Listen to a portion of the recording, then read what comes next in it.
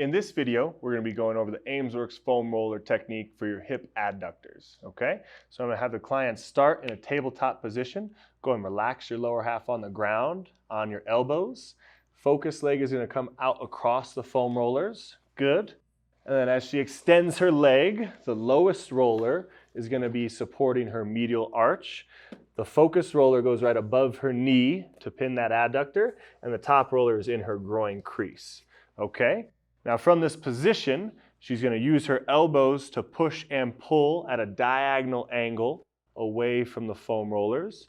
It's a small range of motion to help ensure that we keep that adductor pinned and also to make sure the tension stays balanced.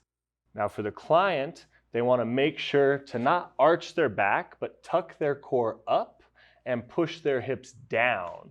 And that's how we're going to pin the fascia in your groin to better facilitate release along that hip adductor.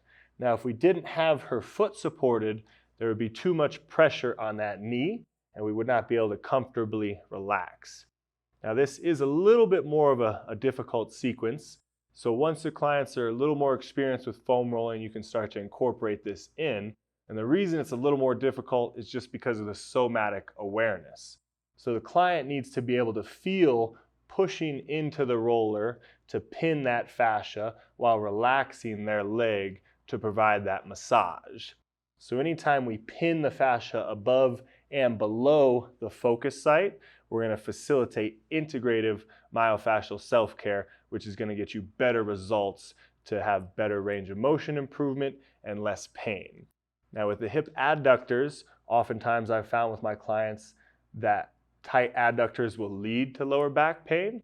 So if we've done decompression, glute acupressure, and other things, and back pain still persists, I would definitely do this sequence to work their adductors. Now, one way to increase the intensity is you'll have the client bend their knee, push the knee higher up on the rollers, and then extend the leg. Good. And from this position, they should notice a greater stretch and sensation. With their upper half, elbows are diagonally pushing and pulling away from the rollers, and that's going to facilitate the correct angle. And you can see here, she wants to push down into that roller to pin that fascia while we massage here. Okay? Once you've practiced it a few times, you'll start to notice as the client how to best set this up so you can get the right position to have the right pressure to facilitate the best release. For you as the Aimsworx Certified Professional, you just want to cue them into the right spot and then make sure the foot is still supported and the foam rollers are all at the right angles, and then make sure for them that they are tucking their core, pushing hips into the ground to provide the best stretch and release they can.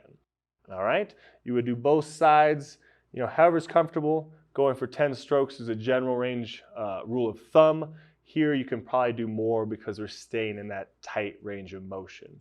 All right, the only other key is as she's working, the groin roller, we want to make sure it doesn't cross your pubic bone so everything stays to one side of the body.